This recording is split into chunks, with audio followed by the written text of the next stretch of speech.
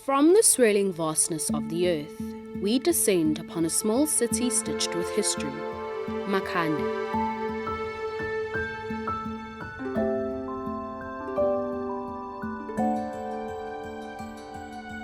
A town where red brick churches stand like custodians, where stories echo in fort walls, and where generations have gathered in pursuit of knowledge, art, and freedom.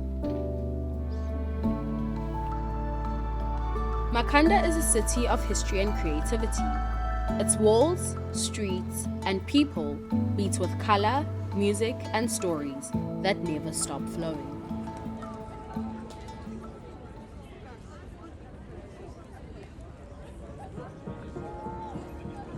But every song has its silence. Makhanda's beauty is shadowed by thirst. Taps cough emptiness. Pipes crack and bleed into dust. The city's heartbeat falters, parched and waiting. The water crisis is not a moment.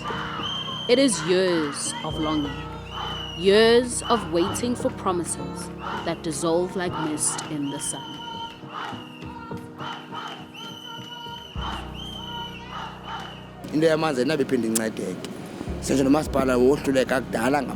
We've got tanks at home, but the tanks are now empty, because it's been days. It's tragic. I wanted my artwork to be about something. I wanted it to address some of the challenges and some of the issues that I was seeing in the world around me. I didn't want to just make artwork that goes in the gallery and the museum and not that many people see it.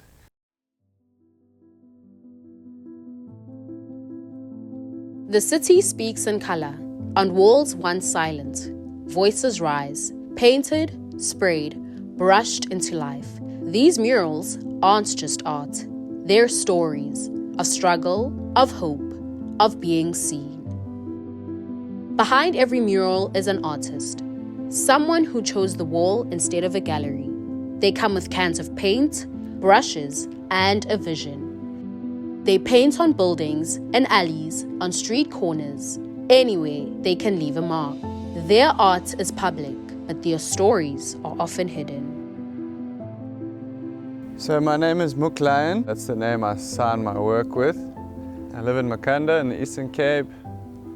I've been living here since 2020. I went to a school that really encouraged a lot of art was a part of the education process and the curriculum quite a lot.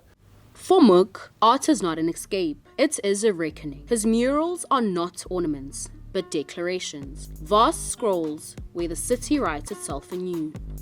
Leadership is not found in speeches, but in the courage to make beauty out of hardship, to turn despair into a message that all can see, even when none will listen.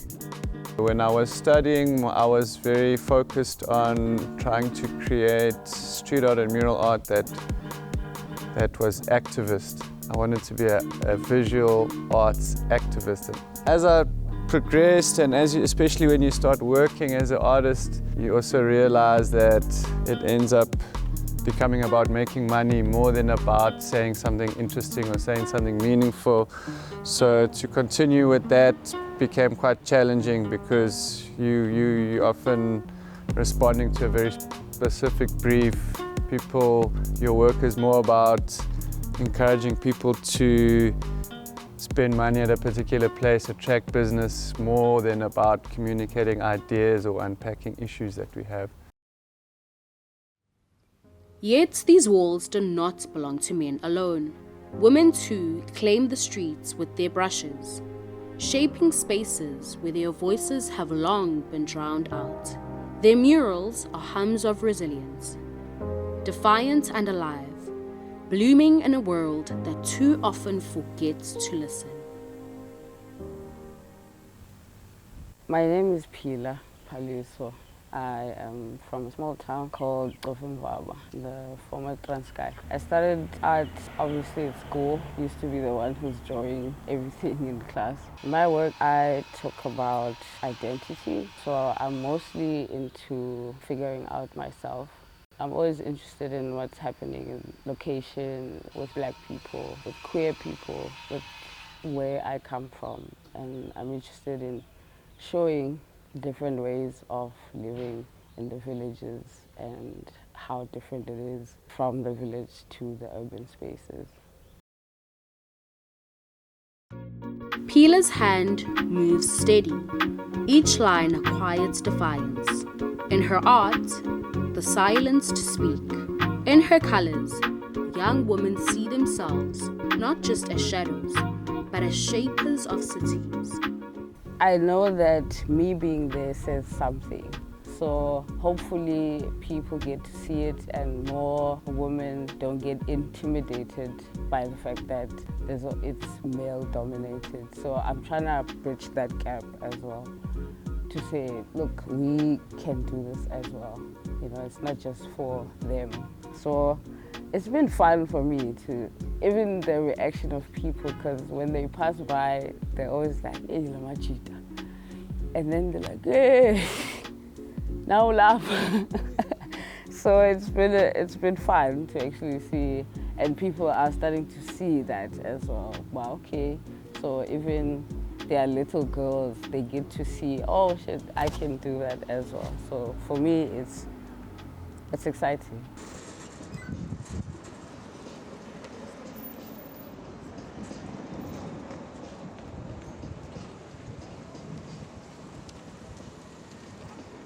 My name is Janito Featherstone. I am from here. I was born here, went to school here, you know, studied here. About my artistic journey, I would just say started pretty young. I would say my brother probably taught me how to draw first when I was just starting to get into it.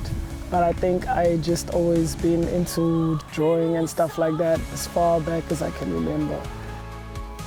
He doesn't just make art. He sparks dialogue with the world. Each piece carries fragments of his life, questions he cannot answer, and truths he cannot hide.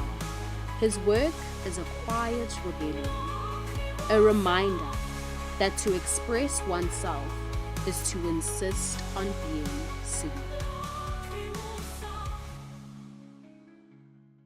Making art is a very vulnerable thing.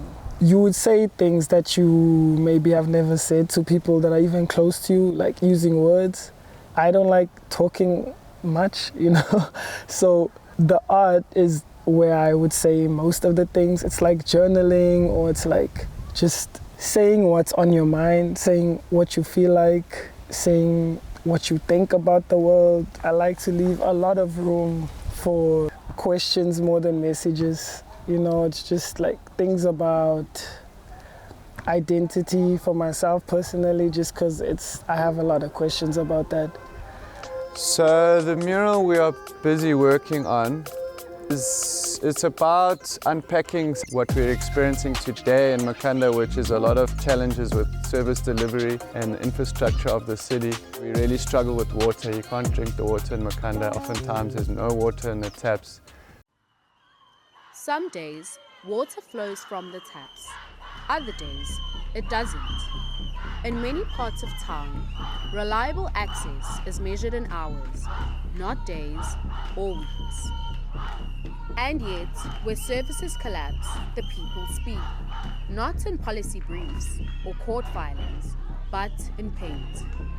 Street art in Makhanda has become a form of public testimony.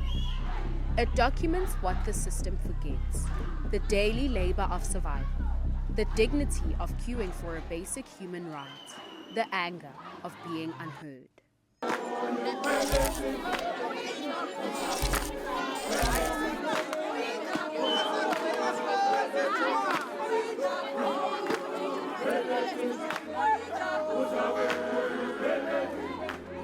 Akaphuhlisa manje umasipalati because siphansi kwengcinezelo embi ebuhlungu ngamanzi. But ndabawela kube right lokene ekugqibeleni but soze enzeke lo. I don't know how much we can blame the municipality, although the infrastructure, the rusting pipes and the leaks are an issue. We need to fight for things that we need. I mean, This is a basic thing, and we're struggling to get that. You know, people have to take cognizance that they can't just take long showers and baths and flush the water away without there being consequences.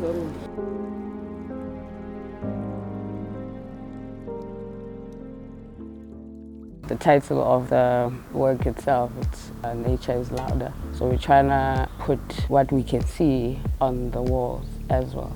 If you can look at it, there's animals, there's a whale, there's a chicken. The chicken, in rural areas, it used to be something that wakes people up. So there's a whale and the text whale with a question mark. So that chicken is meant to be the one that's questioning and waking people up to the problem of water in Makhanda.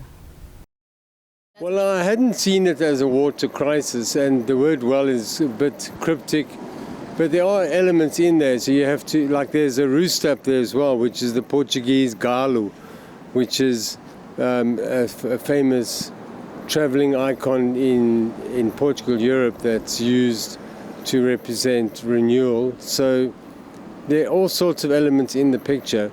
So we want the specific site of the mural to inform what it is that we paint. So in that way, I guess that's what led us to depict the well. Especially right now, because of the water issue, just to highlight the fact that the natural resources are kind of here, but stuff being used very well and delivered to the people how it's supposed to be. So the well does kind of symbolize that. Murals carry meaning for the artists, but for many locals, they bring no change. People want water, jobs, and dignity, not abstract symbols that feel distant and exclusive. The art is beautiful, but beauty alone is not a solution. That well doesn't say enough. It should be a desert, actually, or taps with no water. It's shocking. The wells look like they look today.